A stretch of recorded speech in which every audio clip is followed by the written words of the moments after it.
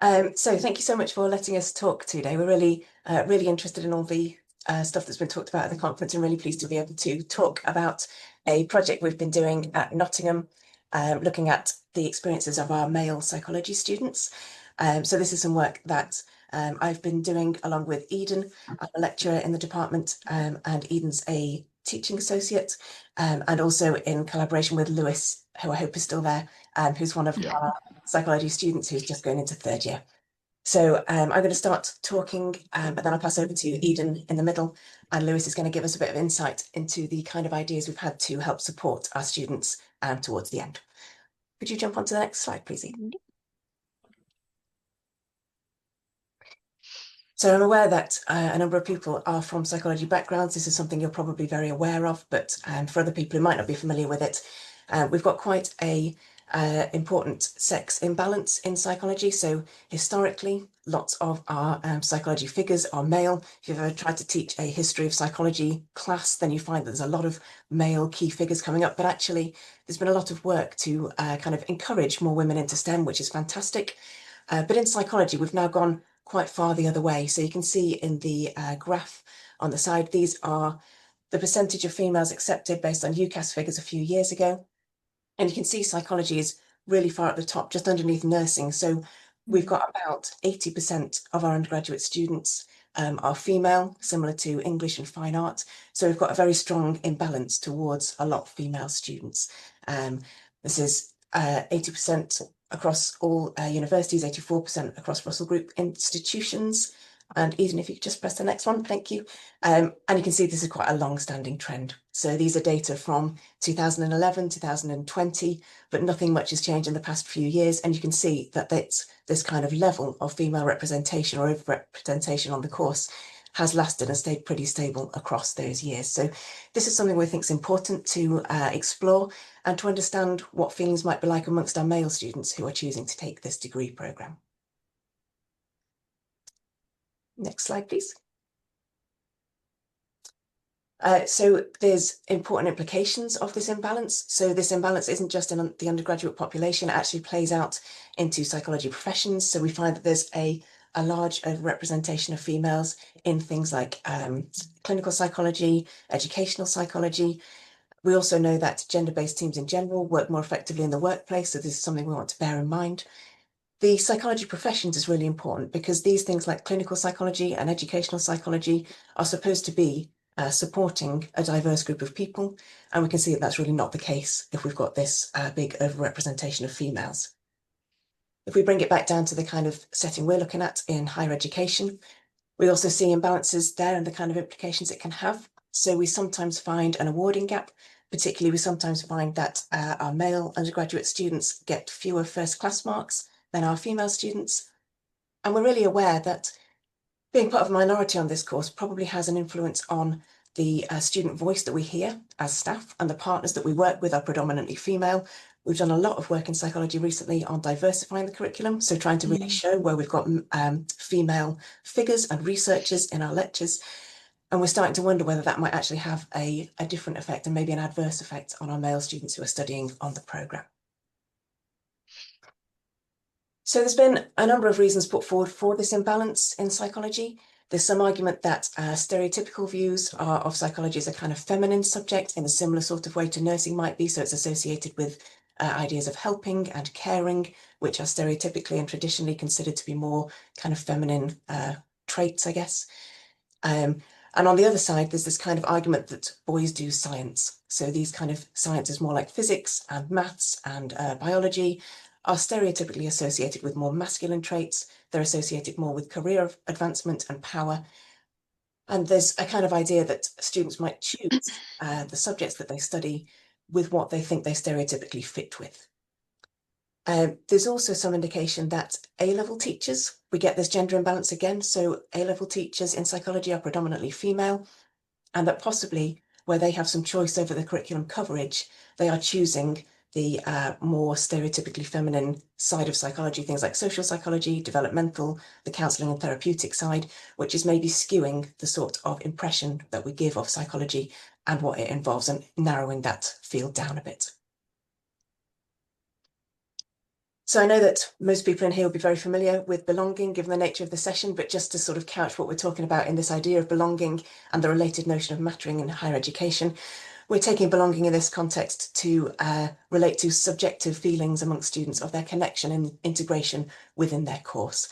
And you can see from the sort of diagram that we've got, this involves their relationships with teachers and students. It has components of feeling accepted, feeling that you fit in your course, feeling that you have some kind of valued involvement in the course that you're participating in.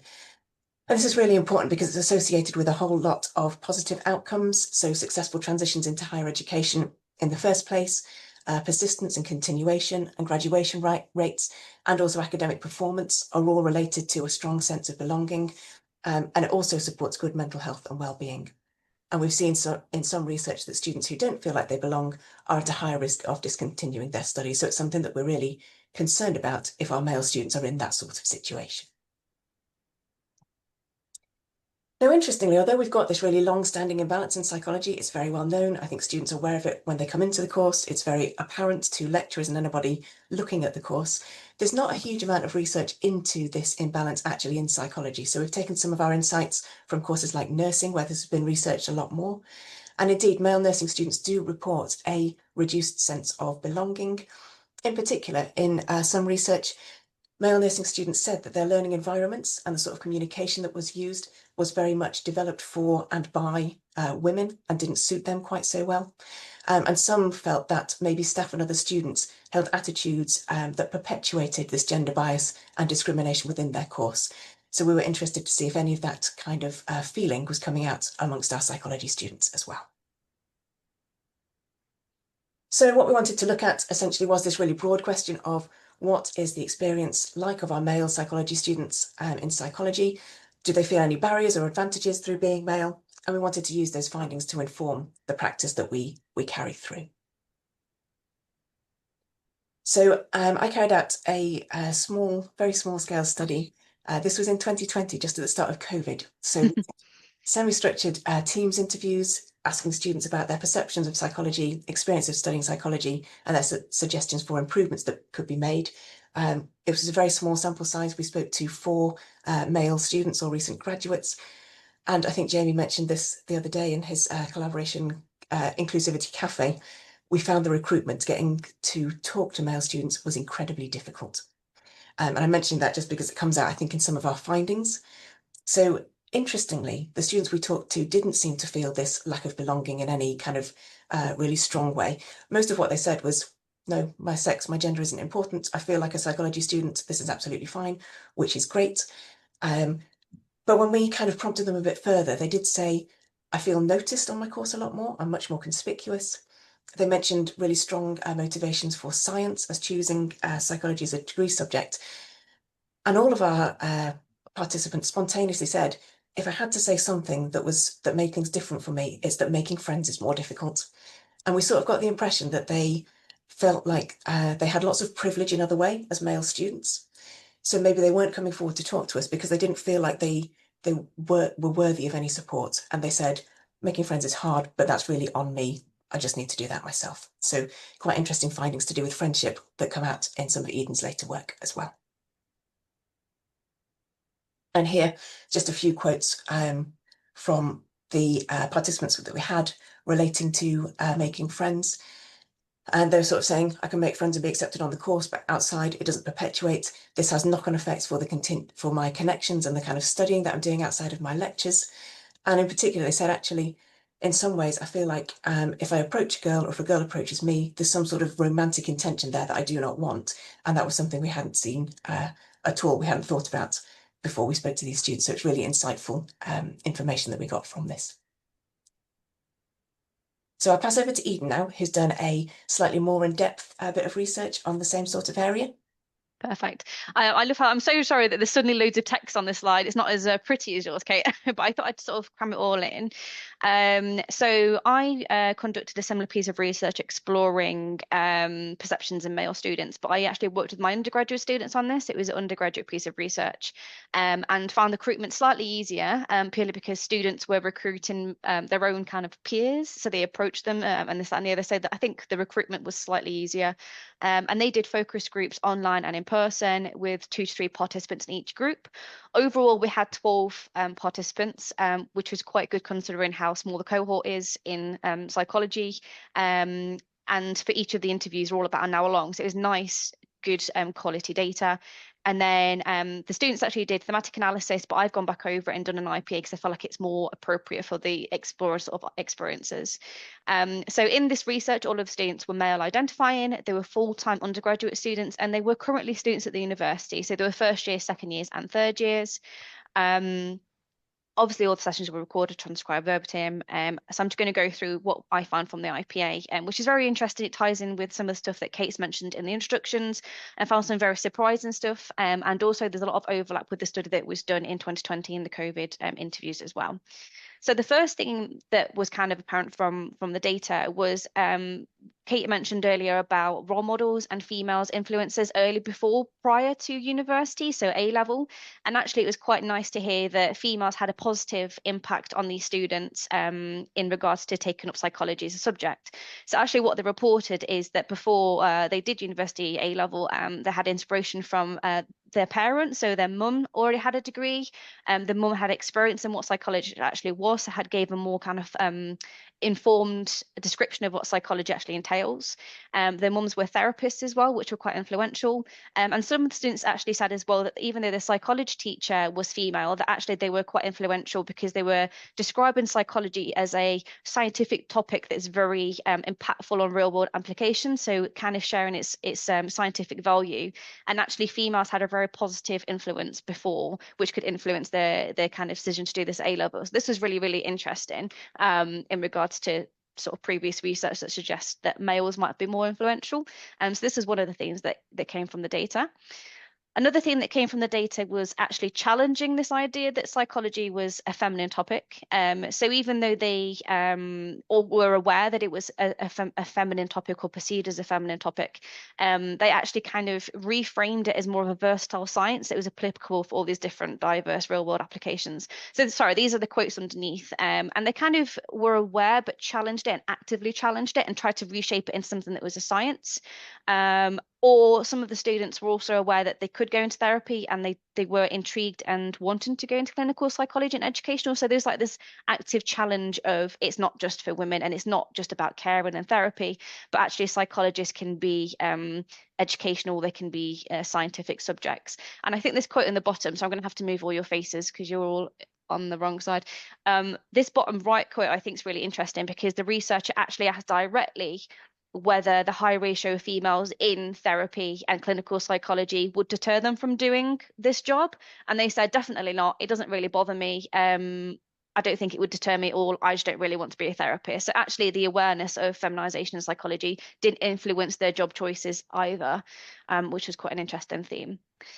Another theme, which ties more into gender disparity on the specific course, was that they were aware that there was a gender disparity. So when they actually physically went into the lectures and the seminars, they could see that they were a minority, but they didn't really feel it in regards to academic engagement and attending classes. So, for instance, there's some really good quotes here that they walked into workshops and they were aware that there were zero guys. I'm going to have to move you again. Whee!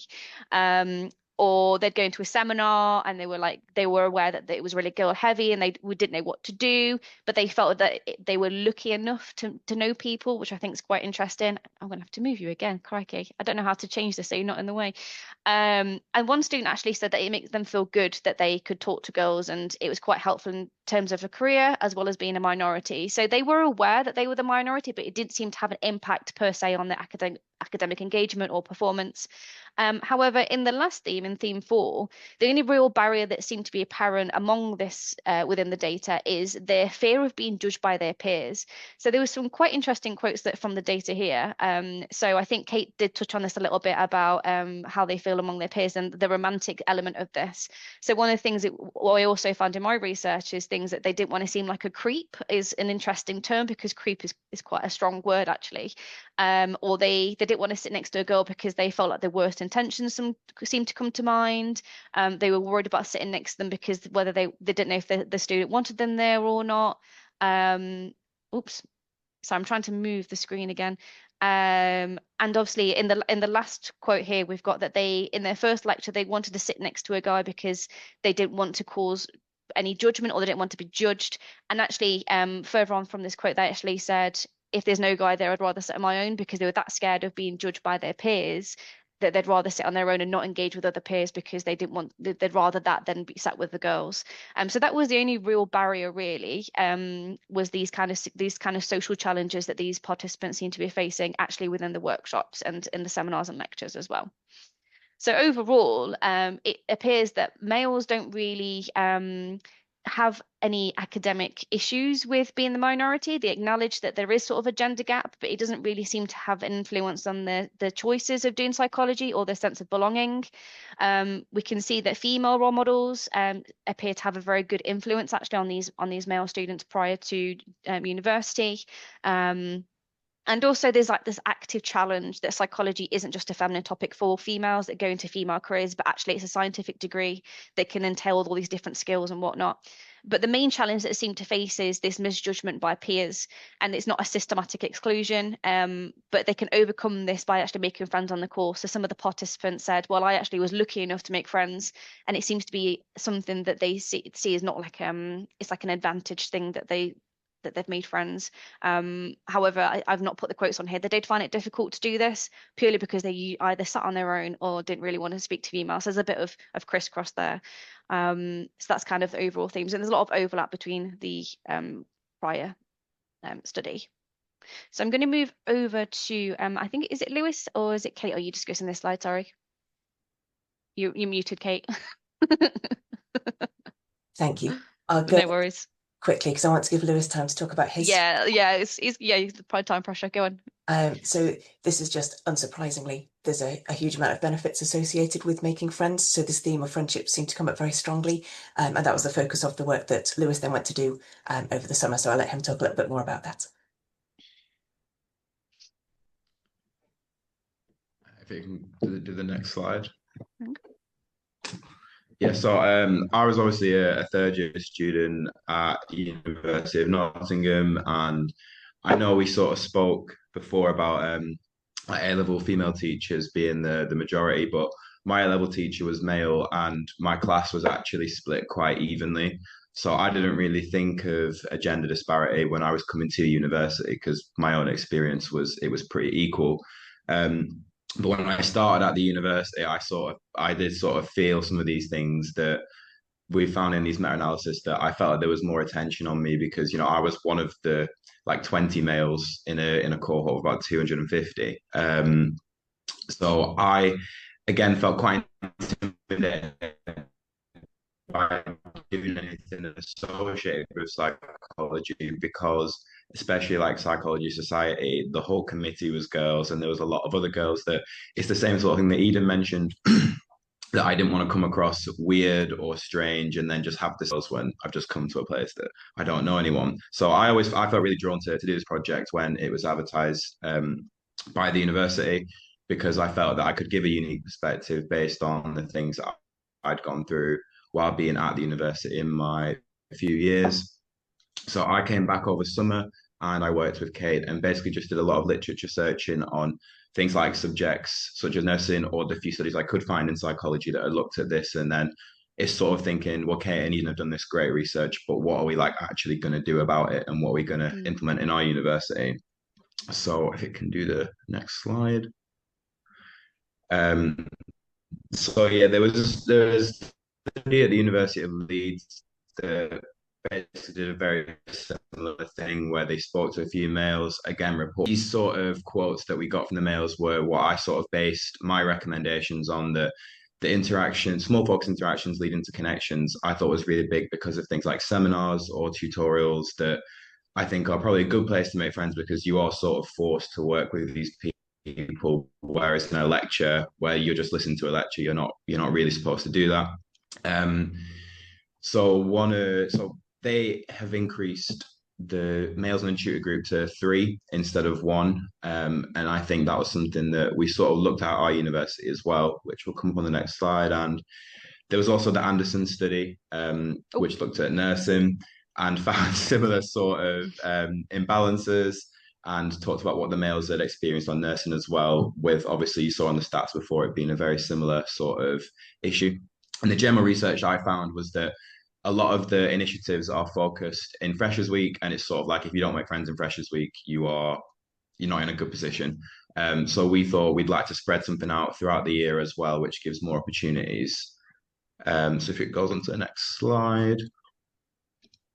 So we gave it a dark green tick for something that we've implemented. So next year, the first year psychology, the tutor groups, some of them, obviously not all of them because of the number, but some of them will have a 50-50 split of males to females.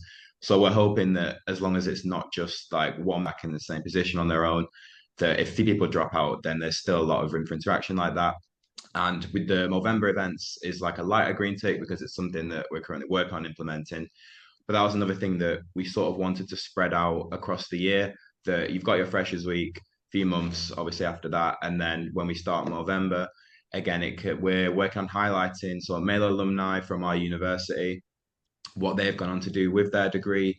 That I'm hoping that as a male student, if they see that, they can sort of feel a bit more like they do belong in this, and it's not this crazy disparity that it does feel like when you're there yourself. That if you look back in time, there is clearly a lot of people that have gone through this and have overcome it and gone on to do great things with their degree. Obviously, the males in our psychology group and the staff workshop as well. So the Anderson study, they basically found that they felt the lecturers weren't really aware of the issues. So we're also working on raising awareness among our lecturers that it's something that they can contribute to as well after I've left the university, that it's something that can keep growing. So if it goes to the next slide. So the longer term plans, in the Gestaco study, one of the common things was one of the males said football was a really common way to make friends, which is a little bit stereotypical. But it is, you just look for common ground and things like that when it's people that you don't really know and you know it's a pretty safe topic.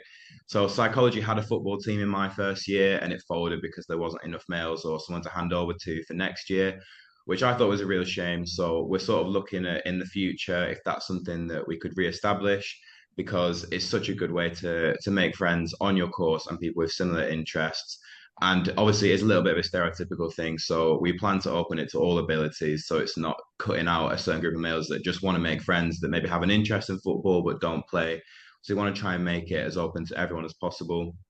And also our committee representation that, as someone in Eden's study said, that it felt a bit like an all girls club. So when we have the psychology football team, if that happens, they will have a male sports sec and a female sports sec who runs the netball team. And we're also looking at maybe recommending to Psychology Society to add a male and a female social sex. So it encourages more applications from males that they're not looking at it and thinking, oh, well, it's an all girls club, so I'll never get voted in anyway. And hopefully that can sort of, fantasy football league would be a great shout, actually. I was probably one to note down, actually. But so we're kind of hoping it works through like that. With the diversity on committee, it will encourage more male applications and they won't feel as excluded as maybe they don't feel like they can. And then they can make friends with not just males, but females as well, because that's what it's mainly about, is just not sort of feeling alone on your course. I think that's it for me. So this is our LinkedIn and emails if you want to contact us, I guess. I'm not sure what the butterfly is, but no. What's that, Kate? Sorry. It's blue sky. Oh, okay. That was brilliant. Thank you so much. Thank you to all of you, and thank you in particular, Lewis, for coming along and talking to us. I think it's really important to hear students' perspectives on these kind of issues. So we're going to open it up for questions. Jamie, I believe you've got a question. Feel free to ask away. That's right. Yes. Thank you for that. This topic is something I really care about.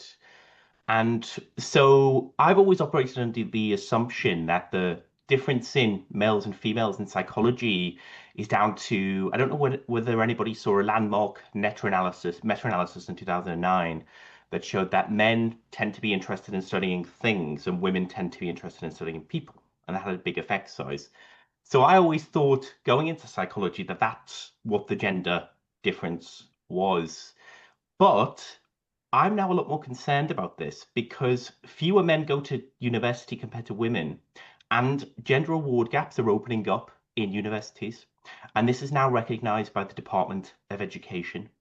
And the reason I think we should care about this is because if anybody looks, and if I may be political for a second, if anybody looks at the data on males and females and their political alignment, in the last 25 years, that difference between men and women has doubled, where young men, particularly Gen Z men, are leaning conservative, leaning right, and women liberal. Particularly right-wing radicalism, which leans very heavily male. And I actually think education and getting young men into university, particularly working class young men who are really underrepresented, is a protective factor against right-wing radicalism. So I think we need to care about this because I think it has wider ramifications for our societies and the direction in which our societies are heading. And I think this should be a priority for widening participation teams at university. And so that's the comment that I wanted to make. I think this is really important work, and it's something I'm really passionate about. Amazing. Thank you, Jamie. That was very motivational. I love that. Yes. Thank you. Yes. Well, I feel very motivated about this. Yeah. Did you guys have any comments on that, or we can? There's a question from Hannah as well, or did you have any thoughts? I think only to just agree with what Jamie's saying. I completely agree. It's very persuasive, but I think it's a great point. And I mean, it is something that certainly from a psychology point of view, our admissions team are looking into. I don't know what the priorities of the overall university are in terms of which widening participation characteristics are the focus, but I know there has been a lot of work going on at the university on students from working class backgrounds and on male students, at least in the subjects where we've got this imbalance in the other direction. So it is certainly something that is going on. And yeah, I think you're absolutely right. I think it's a really good point. Thank you. I think as well, the role model question is really important. So we in our department we have my colleague Thomas Davis, who's actually also on the TFUN panel, and he's not here today unfortunately, but he is from a working class background, and he started up a committee, two committees actually, one for working class students or students who identify as such, and one for men. And unfortunately, there wasn't enough critical mass for the male working class committee. But I think these kind of just role models, someone who's from a low socioeconomic background, people come to university with all sorts of preconceptions. It can be quite a scary, monolithic, faceless system. And these little touchstones are important. I do think in my experience, though, it's like a lot of these problems do seem to appear downstream. So it can be a little difficult for us at the university level to engage with them. So outreach does seem like a sensible outlet to do that. For my part, we Lewis mentioned football. We did get a colleague who used the fMRI cluster analysis technology to talk about statistics in football. So he developed a technique to look at the probability of where people score on a pitch, and we developed an outreach sort of event built around that, just to show off the technology, because that is a way in, I think, if people are interested in just appealing to the diversity of different people who might be interested in psychology, because it is a very flexible topic. Anyway, I don't want to talk too much. It was just my thoughts. It's a really engaging and interesting area. Hannah, did you have a question? I did. I also want to say thank you. This is absolutely fascinating. I actually ran a project a few years ago at my previous institution looking at male undergraduate student experience in connection to awarding gap and why that was going on. I wondered, I might have missed it, but did you talk about things like polar data, or did you look at those elements going in at all? So I certainly haven't yet, because the sample size we had was so small. Yeah. So I know we still could have maybe we did collect that data, but we haven't been able to match it up to anything. We found it so difficult to recruit. Yeah. That I didn't mention, but we're very aware that it's probably quite possibly not our most representative male sample even that we've got, because we had our most engaged, really keen students who came to talk to us. I'm sure Eden's got a slightly more diverse sample, but it's not something that I've looked at yet, but it would be really interesting to do. I think it's I was just wondering because we did a quantum quant, and on the quant we also had we got polar data, and actually the males were sitting below the females quite substantially, and as the polar increased and decreased, the same disparity was actually still sitting there. So I think it's something where it's factoring in, but generally speaking, I think there's also it's an intersectional concern. And I'm a qualitative researcher, and I oversaw the qualitative element of the same project, and we incidentally found exactly the same thing. The ideas about connecting male students together, we do this as part of our year one allocation to tutorial groups, and I think it's one of the best things that we do, to sort of try to acknowledge some of that feeling of disparity and disconnect. Did you also get anything around students wanting sort of ad hoc peer interaction? So sort of like the school would try and formulate peer opportunities that they could then run with. Did that come up at all? I'll let you go first, Kate, if you want to.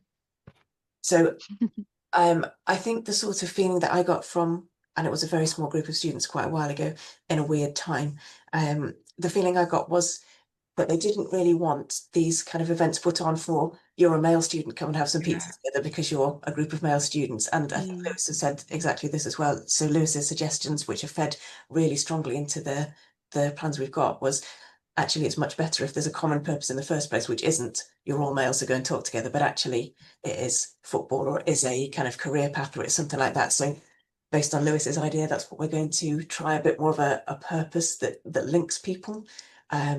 I don't know if that quite answers your question, and Eden may have something more to say about that. They didn't really talk about that too much. I think the general idea is that they felt quite comfortable as they were. I think more the third years have made friends at this point within the cohort, but they didn't explicitly say that they'd find anything useful, or that they'd need something, or that they'd want something. I think there was maybe one point that they said that they just find friends through sports. Sports societies, so outside of the department, but besides that, I don't think anything else was really mentioned. Oh, thank you. That does answer my question. Just really striking thing that came across from the students I spoke to anyway was they said it is hard making friends, but that's on me. So yeah, see it as anything, even though they said this has an impact on my study habits and I find it hard to then get study groups, they didn't think that was a staff or a university problem. And when we said, is there anything we could do? They said, no, this is just on me to do it. And I don't agree that that's the case. But it was just interesting that they seem to be taking it on themselves. Oh, absolutely fascinating. Thank you. I really enjoyed listening to that. Thank you. Just to chip in my 2 cents as well, on a slightly, if we're talking about outreach, I don't know, has anyone here taken part in I'm a Scientist, Get Me Out of Here? I've seen it. That sounds amazing. I would It's like quite to know fun. more. It's essentially, if you think of like the Great British Bake Off, but with like scientists.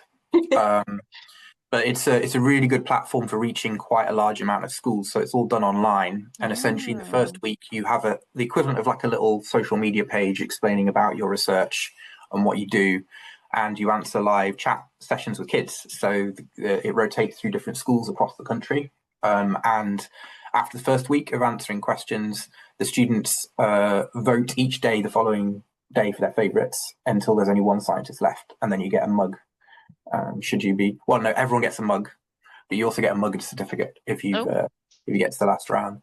But I'm just going to post the link in here because they have psychology specific sessions, and they also have sessions you can request to reach low socioeconomic schools in low socioeconomic areas based on the amount of free school meals as the metric they use. Amazing. And it's quite a good use of time, I think, in the sense that you can run outreach events and work yourself really hard and maybe only reach 20, 30 people or children. With this, when I did it, I reached over 400. So it was quite a good use of time, I think, just to get your message out there. So yeah, feel free to contact them. I did enjoy the process, and kids have a way of asking like very difficult questions that are actually sound superficially simple, like what is memory? You've got to summarize like 150 years of research in a concise answer that's accurate, but also keeps their attention. But also they'll ask you questions about why you do things and like why do you do your job. So it can lead to some quite existential reflections on what you do. Sounds like a therapy session. It is. It's really fascinating, but the kids absolutely love it. They get really excited, and the chat's a bit chaotic, but you can answer as many as you can. Anyway, I won't go on about it too much, but it's just an effective way of being, I think, a role model, or just male or female or anyone involved. And you can talk about your background as much as you like, really. And it's a very effective way of just getting in touch with lots of different students. So they have mixed scientist sessions, and then you have psychology specific sessions. And I know lots of people in my department at the University of York have taken part and recommend it. Thank you.